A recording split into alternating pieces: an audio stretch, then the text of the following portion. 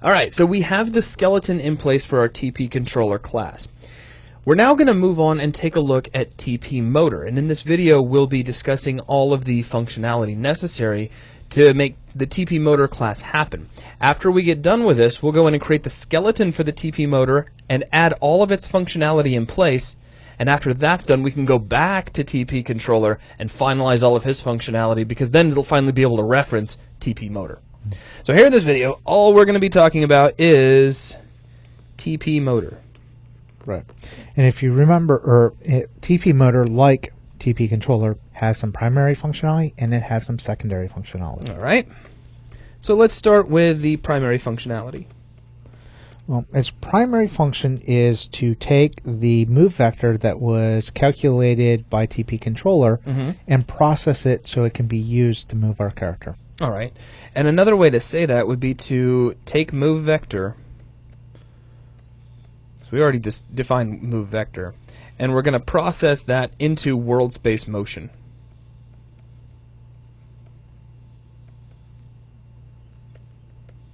Literally converting that vector into a means by which we can move our character through the world.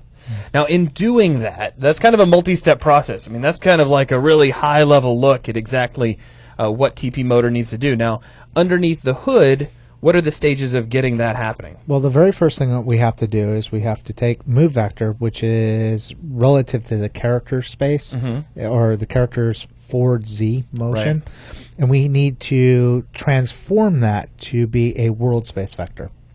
And that's actually an interesting thing too, because when we start off, we just had axial inputs, literally a horizontal and a vertical axis off the joysticks. We have since converted those into a 3D vector, literally in X and Z space.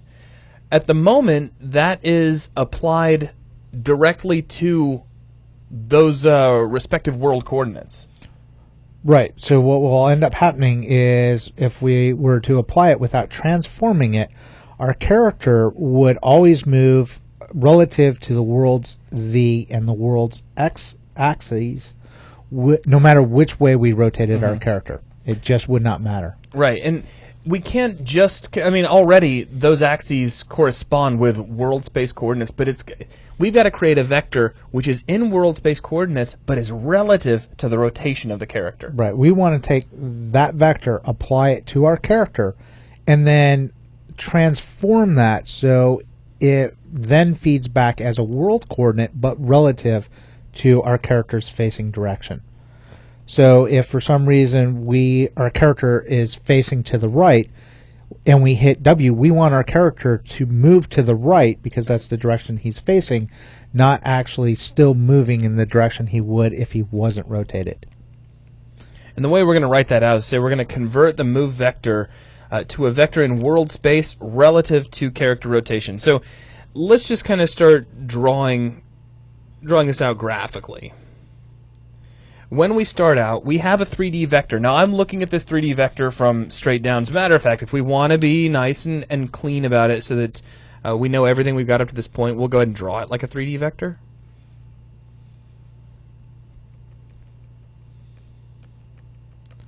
And we had plotted out. Now, for all of my examples, I've been using 1 in X and Z. So we would have a vector that looked something like this. And of course, we're not doing anything with Y. Y just points straight up and down. Now, when applied to the character, it's just going to correspond directly to world Z and world X, and that's not what we need. What we need is a system by which this grid, if you took the plane on which this grid exists, we need this to apply itself to the character. So let's see how well I can pull this off. If we draw a little representation of our guy here, and if he's pointing kind of slightly forward like so, we need our grid to do the same thing.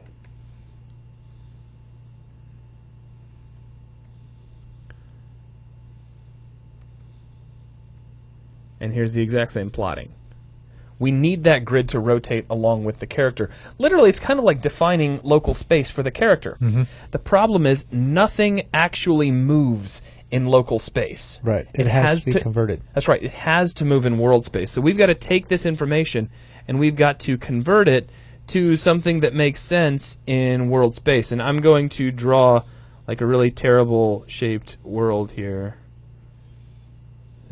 Yeah, that's some world. It's not necessarily our world, but it is a world. So we've got to convert what is essentially a local space motion into world space that is relative to the character's rotation. And luckily, there is a built-in method in Unity that will do this for us, so we don't have to do all the heavy mathematics to pull it off. That's right. That's what makes us happy, because it's totally done by Unity. It's just one thing we have to call on, and that's all done. So while it sounds pretty complicated, the work on our end is minimal at best. But that's just kind of the first stage of things, is getting that move vector converted into a world space vector that's relative to character's rotation. Now what are we going to do? Well, the next step that we have to do is make sure that if our magnitude of our vector is greater than 1, we normalize it. Yeah, actually, let me throw this out there just real quick, because at this point, we don't even have motion. We just have a vector. We've just converted that vector into our world space, but it's still not moving us. All right, so you said the next thing is we're going to normalize that vector if it's greater than 1, which is actually why I'm using the little plotting that we have here where x and z are both 1, because that vector would end up being, well, you'd use the Pythagorean theorem, so it would be a squared plus b squared, take the square root of that, and that would be equal to c, and that would be the length of this vector at the moment. Right. And that's a problem. Yeah, because if we were to dial in on the numbers of 1 and 1, we end up with a c that's about 1.4 magnitude, which means, like the old Nintendo games, if you were to try to run diagonally, you would actually run faster diagonally than you could run sideways or straight ahead. And if it was 0 to 1 based, you'd run diagonally at a speed of like 1.41 and some change, whatever the square root of 2 is. So we've got this far. Now I'm just going to kind of wrap around to our next step here. So now we are solving this problem where we are normalizing our vector. Yes, I realize not all countries spell that with a Z. But that will ensure that our vector will always come back to us at a value or with a magnitude of somewhere between 0 and 1. That's right. So we've gone from this slightly longish, oversized thing. Now, I'm just going to draw my grid two-dimensionally. This is just for sake of ease. Yes, I know it's still a 3D grid. Just pretend we're looking straight down the y-axis, and we won't worry about it. So by default, we've got this really long or oversized vector that is currently a length of 1.41. But what we need is this.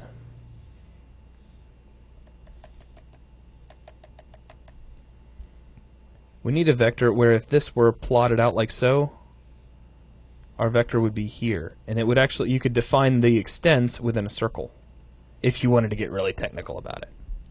So this could never actually be greater than 1.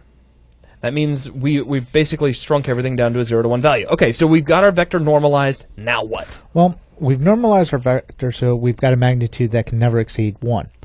Well, the problem with that is depending on your game, that could result in very slow motion. That's true. So if it might be fast, it might be slow, but either way, it's hard locked between 0 to 1. Right. So what we need to do is get a new magnitude. So what we're going to do is we're going to kind of increase the speed limit of this guy. So we have a field that we call move speed, and we're going to take that move speed and we're going to multiply it to our vector, which is going to increase its magnitude to whatever our move speed is.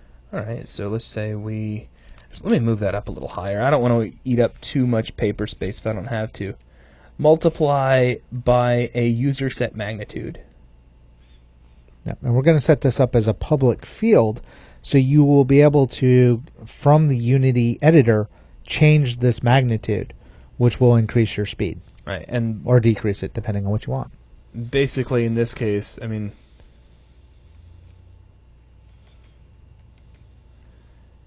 I'm just going to put a question mark, because really that would just be something we'd set. We could decide, what our speed limit is, because up to this point we wouldn't have any control. It'd be hard locked to 0 to 1.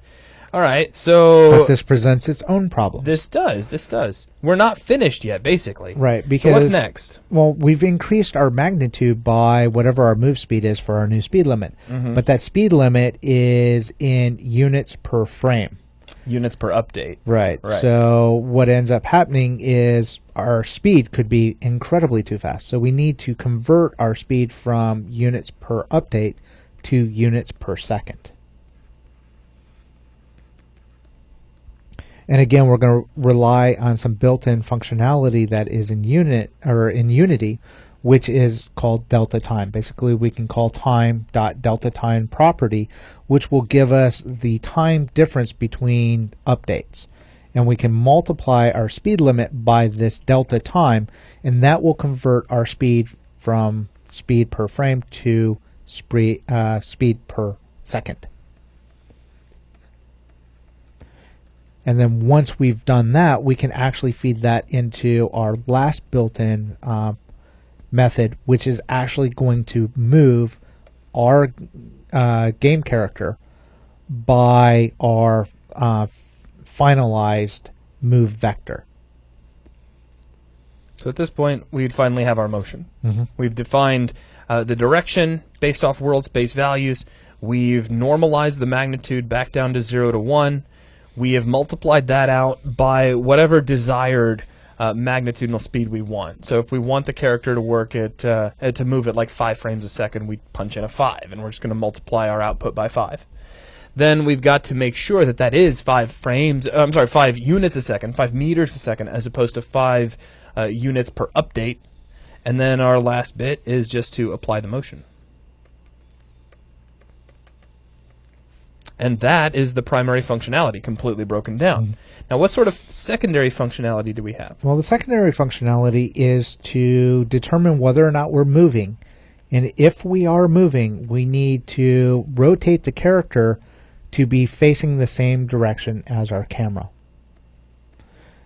And this will allow us to ensure that every time we hit forward on our character is moving in the direction our camera is facing. Or if we hit backwards, he'll be walking back into the camera, or to the left of the camera, right. So all motion will be relative to the direction that the camera is facing. Right, and this ties back to something we were discussing earlier on, where the move system that we're designing is using the camera for rotation. There aren't any direct inputs to rotate the character around, to make the character spin to the left, spin to the right. We're just going to take the direction that the camera's facing and say, all right, that's the new forward. When I tell you to move forward, that's the direction you're going to go. And that's going to be our secondary functionality, is just making sure that we are rotating the player accordingly. So primary, we're just doing lateral motion. Secondary, we're handling rotation. All right, now what do we need in order to get this done? Well, we're going to need a couple of fields. Okay. One of them is going to be static. So we'll start off with some fields. Yep. So the first one is a static field. Yep, and that's going to be instance, and just like in TP controller, it's just going to hold a reference to itself. Right. And again, yeah, that's just a reference to this instance of TP motor.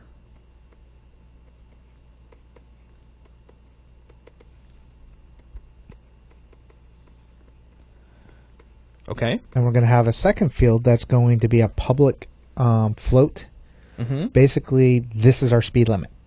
We're going to call this field move speed. All right. And we're making it public so we can access it from inside of the editor to fine tweak our move speed. Now, is that going to be capitalized? Am I writing that out right? Yes. Okay. Yep. Just making sure. And this will be a public because we want the user to be able to change this and finesse it a little bit. Right. Without having to go back to the code and change a value inside there.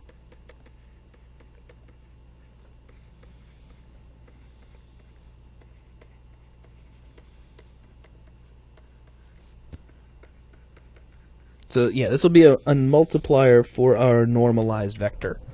So if we have, again, we're going to normalize out so we have a vector that goes from 0 to 1. If we wanted to move it 5 meters per second, this vector would now go from 0 to 5. That's all there is to it. So those are the fields we need. Right. What else do we need? We're going to need a property. A property. Ooh. Yep. Now this property we've been talking about pretty much all through all the theory videos. Mm-hmm. This property is the vector 3 called move vector. Move vector. Right. Now this property is what the TP controller is going to access, so it can zero it out and then build a vector based off of the player's input.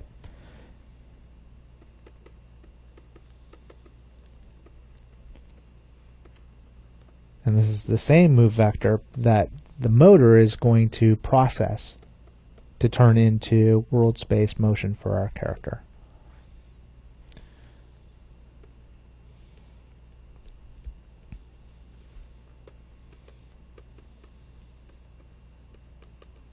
All right, so we're going to have the move vector property. This is the vector that is accessed by our TP controller. We're going to take our inputs in and literally store them in this vector. And then we're going to hand that off to our TP motor. Mm-hmm. This is finally where we're getting to define that property that we've been discussing all the way up to this point. Right. So we've got our two fields, we've got our property. Now what? We need some methods. All right. Well, let me get over here. It looks like, oh, there we go. Let's get a new sheet of paper out. I need more paper. All right. So we need some methods. All right. We're going to have our basic method called awake. Mm-hmm. And just like in TP controller, this is going to assign the initial reference to our instance. Yeah, field. that really, I think, isn't that all we're going to be doing? That's all with this Awake one here? does. Yep. Yeah.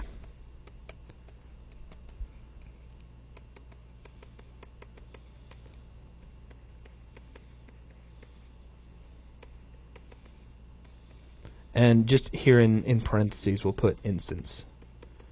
He's making that instance field actually do something. Mm-hmm. Now, what else do we have? Well, we've got a second method called update motor. Instead of creating a method called update, because this extends from mono behavior, if we were to do that, then the TP motor would try to run update every frame. And that isn't a good thing because we don't know exactly what state move vector is in. So we're not going to use update. We're going to create our own method called update motor, and then we're going to tell TP controller when to call that so we know that the vector has been assigned prior to calling the update motor. Right, and this ties all the way back to the functionality we designed over in TP controller, because we said that TP controller was going to be responsible for driving the updates of TP motor. In order to allow that to happen, we can't have a traditional update function inside of TP motor, because then it would be accessed every single frame. Right, and it'd do it it could happen at any point in time. Right. It may happen before TP controller's update runs. It could happen after.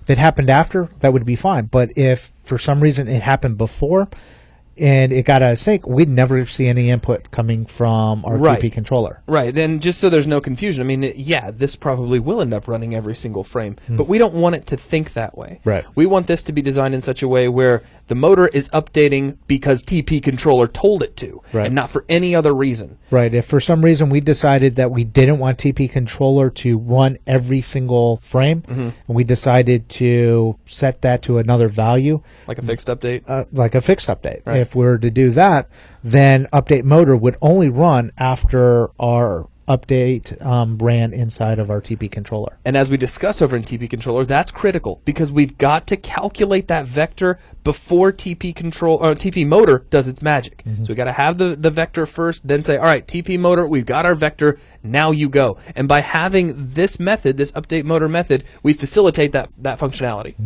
All right, so what's going to happen here inside update motor? Well, he's going to handle both our primary and secondary functionality calls.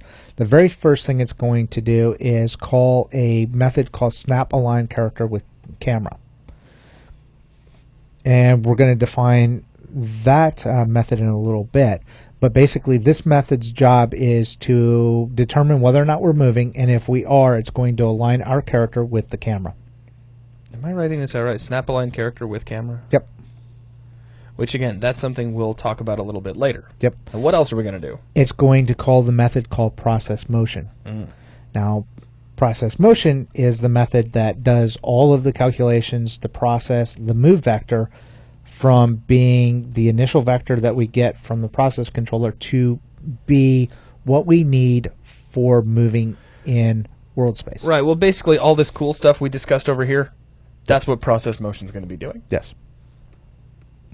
So that's it. Is that it for update motor? Do we have anything else? Nope, that's all it does. Okay, so that's pretty basic. So now what are we going to cover? Well, let's cover the simpler one first, which is snap align character with All right. camera. The order in which we're going to do these is irrelevant, really. Right. Just make sure we cover what we're going to be discussing here. So we can probably fit that right in here. So this is snap align. Yes, I'm going to write the whole thing out again.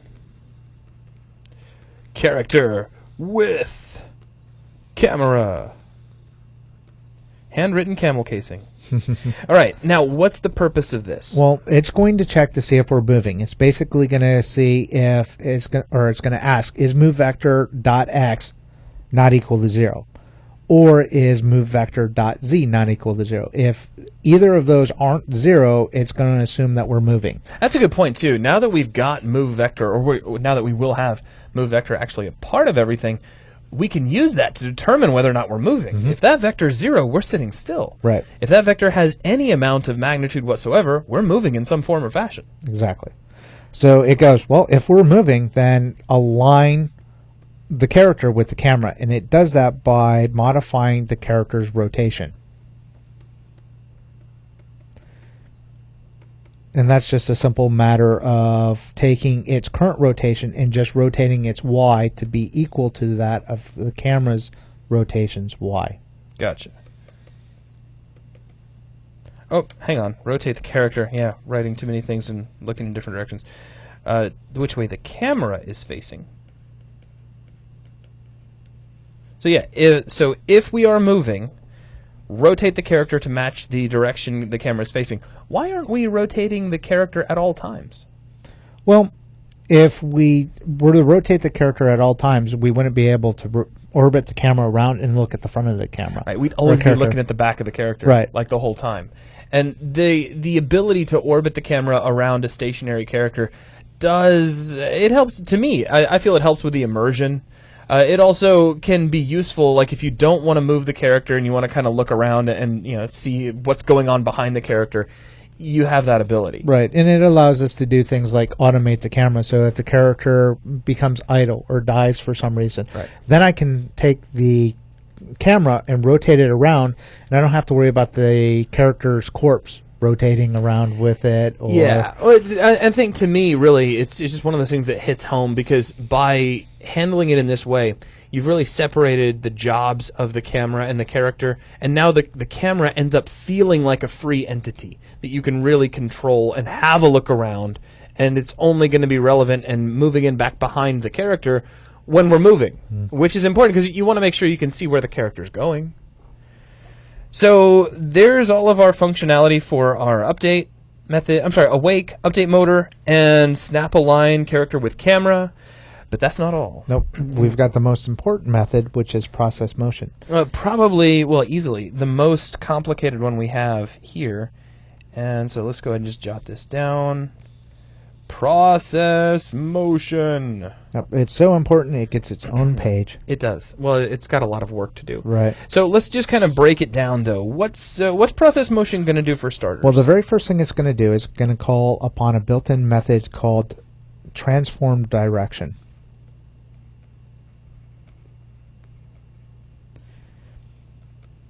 Now, what's transform direction going to do? Well, it's going to take our move vector, and it's going to convert it from our character's local space into a world space vector.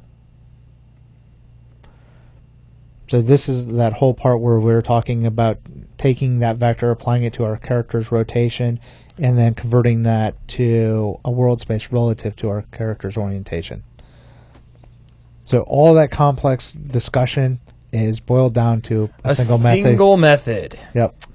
Well, that's just great. Well, it's better than having to calculate that math by hand. I've done it. It's no fun. Yeah, it is. It is. It's actually great that that's there. All right, so that's the first thing. We're going to call on transform direction. Now what? Well, the next thing we're going to do is we're going to check to see if the vector that gets returned's magnitude is greater than 1. And if it is, we're going to normalize the vector.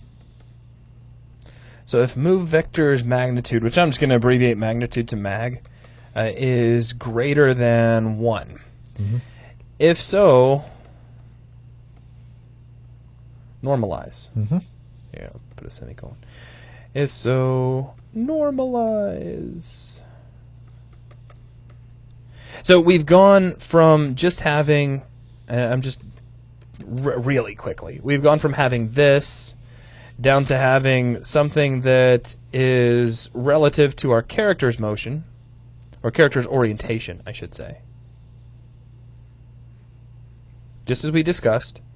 And then we've gone from having an overly long vector that would lead to funky diagonals to something that is normalized, so that the length of it could only make it up to 1. Mm-hmm. All right, now we've got that 0 to 1 value coming out from the vector. Now what? Now we're going to change its magnitude by multiplying it by move speed. So we're basically setting a new speed limit for our vector. So multiply move vector by move speed. Mm-hmm. And that's how we go from 0 to 1 meters per second. Or frame. Or frame. Technically it's frame, I know, but in your head you'd want the whole time for it to be defined in meters per second, because who would ever want to move 1 meter per frame, right? Right. So we're going internally from 1 meter per second to whatever our magnitude's going to be, to say 5 meters per second. Right. Even though right now it's actually that value per frame. Right. But the next step is to multiply our move vector by our delta time. And that is going to convert us from meters per frame or meters per update to meters per second. Yeah, we're going to multiply by delta time, which is a really cool techie way of saying go from meters per frame to meters per second. That's all there is to it. And then the last step that process motion does is actually call another built-in function called move on the character controller. And that is what moves our character in world space.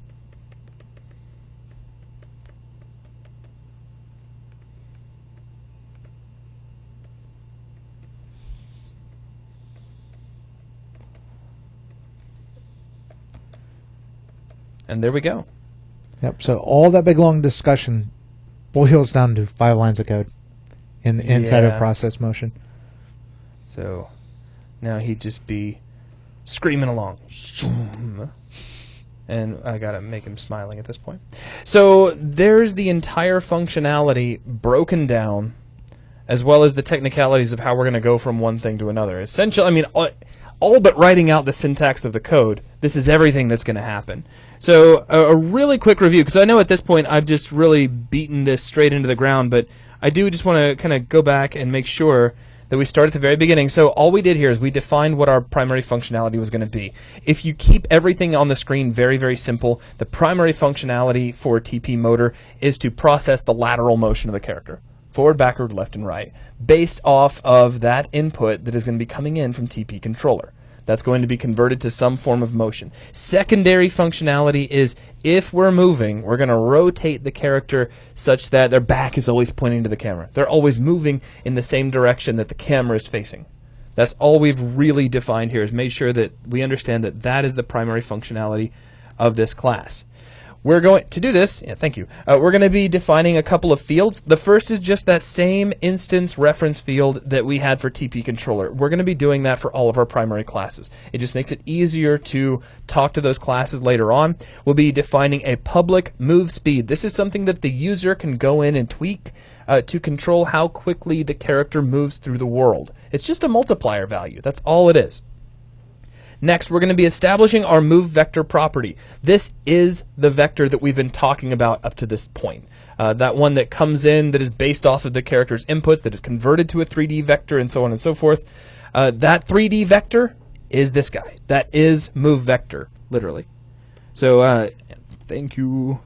Let me make sure that I didn't accidentally get out of my tool here.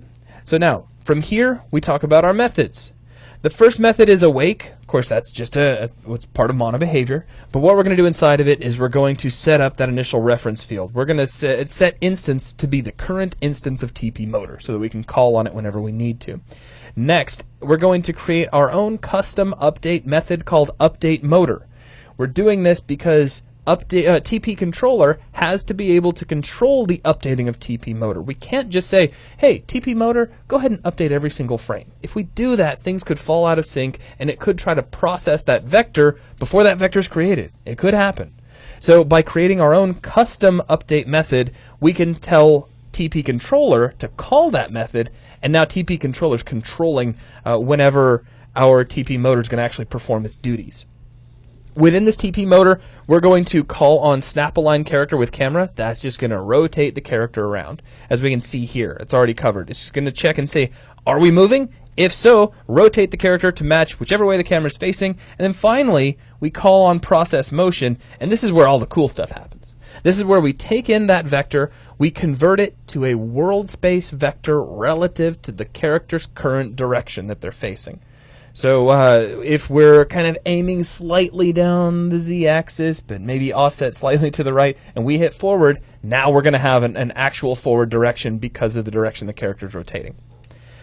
Next, we need to check and see if the magnitude of that vector that we're using is greater than 1, which it could be. If both the horizontal and vertical inputs of our input device are both 1, then the diagonal, the vector that results from that, would end up being like 1.4 something. The square root of 2, actually. We need to normalize that back down to 1. That gives us a vector that will always be between 0 and 1. But now that has to be multiplied by our move speed, because we don't always want our character to be moving at 1 meter per second at all times. That would be hard coding, and that wouldn't make any sense. Then finally, we need to make sure that that meters per second part is actually working. By default, it doesn't work in meters per second. It works in meters per update, which is what's going to look like faster than light travel. You'll just disappear as soon as you hit the button, and you can't have that. So we'll multiply our move vector by delta time, and that will set everything to follow seconds instead of frames. Finally, we take all of this information that we have now processed, and we apply that to the motion of our character, and with that we are done. So that's a full breakdown of everything that's going to be taking place inside of TP Motor. Lee, do you have anything else you want to tell these people? Not for this video. The next one, we're actually going to be implementing all this. Yeah, we'll start off by coding out the skeleton just to get the base placeholders for all of our methods and so forth. Then we'll go through, we'll add in all of the functionality discussed here. And once that's out of the way, we'll be ready to go back to TP Controller and add in its final functionality, and these two classes will be complete. So that's going to wrap things up for this video. Thanks for watching.